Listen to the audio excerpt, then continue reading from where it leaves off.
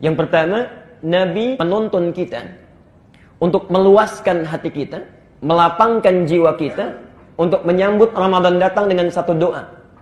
At-Tirmidzi nomor hadis 3451. Sekolah ya. At-Tirmidzi nomor hadis 3451. Saya bacakan satu tuntunan saja. Yang belum sempat mendapati doanya, belum mencatat, belum mengamalkan, maka ini peluang terakhir untuk saya catatkan. Mulai besok kita bacakan, karena ini sunnahnya tinggal 2 hari lagi, Selasa dengan Rabu. Ya. Anda perbanyak bacaannya, ya. Mintakan kepada Allah, mudah-mudahan dengan membaca itu Allah memberikan taufik kepada kita, bisa tarhib kita. Ya. Kita lihat. Sumbernya di At-Tirmidzi. Nomor hadis 3451. Saya bacakan cepat, insya Allah kita sudah hafal karena saya sampaikan di berbagai tempat. Allahumma ahillahu alaina rahmukallah bil yumni wal iman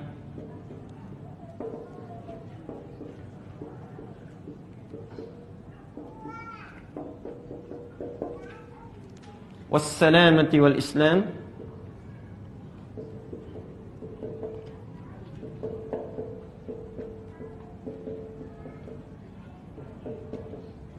Rabbi wa Rabbukallah.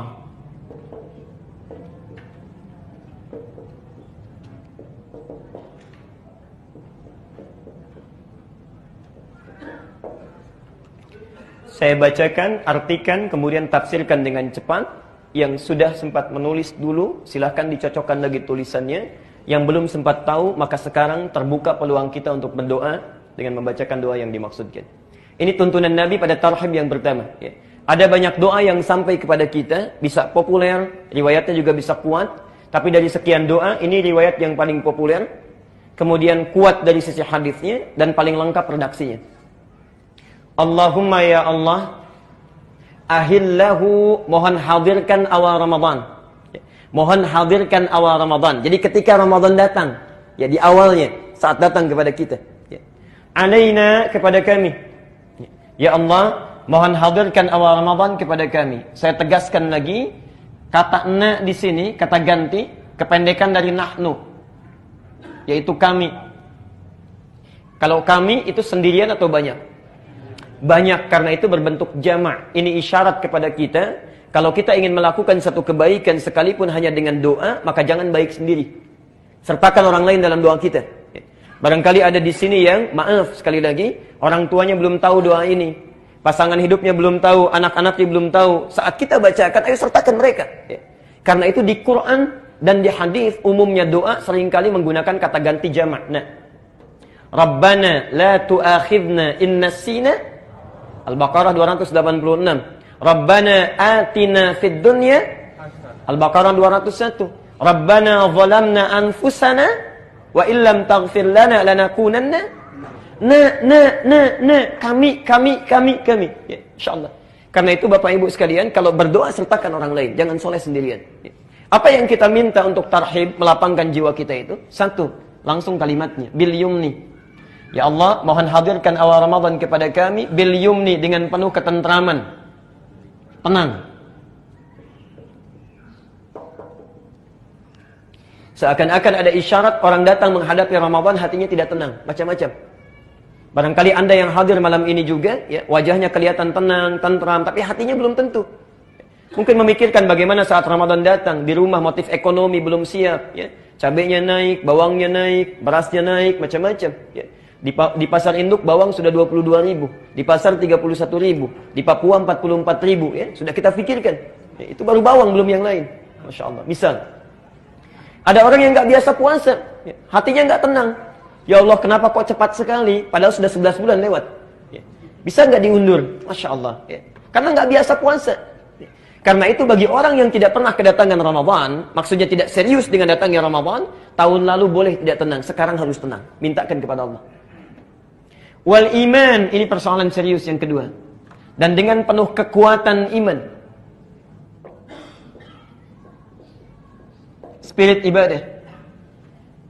Kekuatan iman itu artinya spirit ibadah, semangat ibadah. Hati-hati, ada isyarat dalam kalimat ini seakan-akan orang-orang yang kedapatan Ramadan itu cenderung menurun spiritnya saat Ramadan. Bukan stabil. Ya. Padahal di awalnya Allah berikan kekuatan iman yang sama. Allah, Al-Baqarah 183. Kita hafal ayatnya, ayat puasa. Ya ayyuhalladzina kutiba alaikumus. Perhatikan Bapak Ibu, saya tegaskan sekali lagi dan ini terakhir penegasan saya. Ya itu disebut harfun nida, huruf untuk memanggil. Tidak pernah disebutkan dalam bahasa Arab.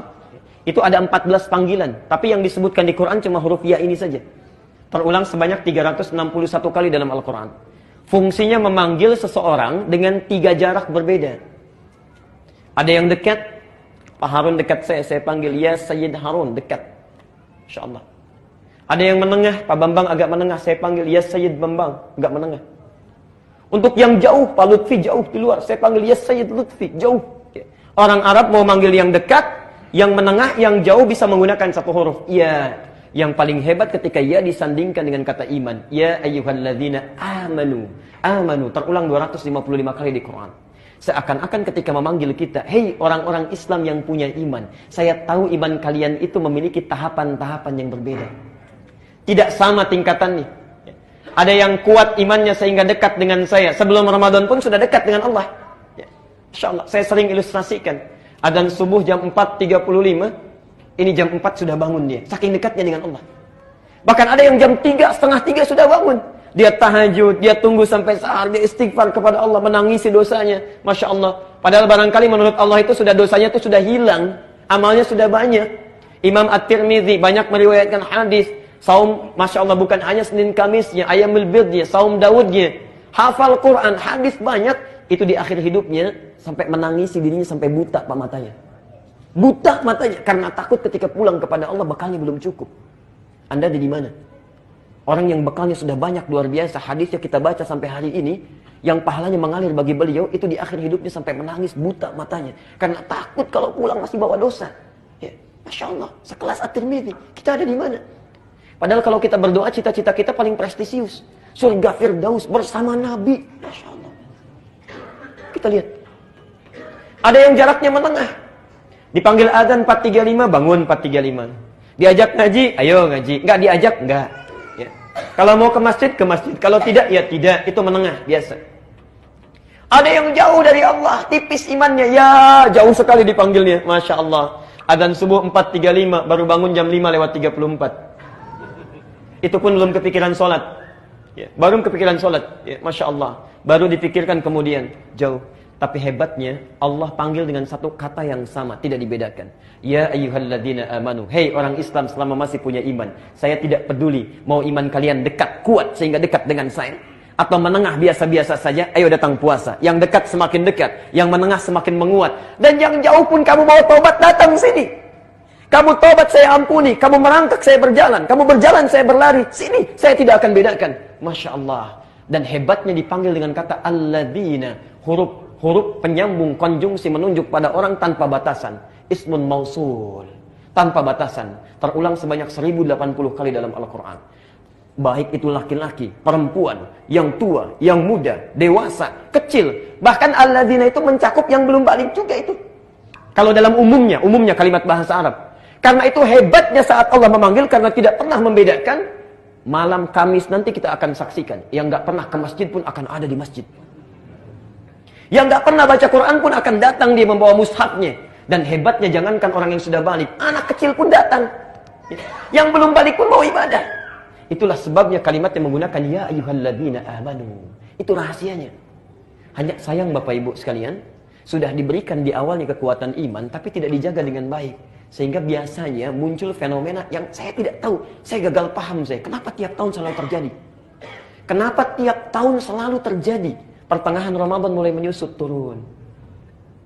Yang tadinya penuh sampai ke belakang tiba-tiba maju safnya. 10 hari terakhir, Masya Allah hampir kosong masjid. Orang sibuk dengan mudik, persiapan. Mudik untuk dunia saja semuanya bakal disiapkan. Masya Allah. Motornya kadang-kadang lebih kecil dibandingkan dengan bekalnya. Semua ditumpukan, jadikan satu. Modifikasi semuanya, jalan kita. Masya Allah. Qadar Allah tiba-tiba di jalan kecelakaan, meninggal dunia, bekal nggak cukup sampai pulang. Antum urusan dunia saya sudah disiapkan luar biasa, akhirat sudah sampai mana? Sudah sampai mana? Karena itu kalau kemarin pernah kita sia-siakan, tahun ini jangan lagi. Barangkali ini Ramadan terakhir bagi kita. Apa yang mau kita siapkan? Ya.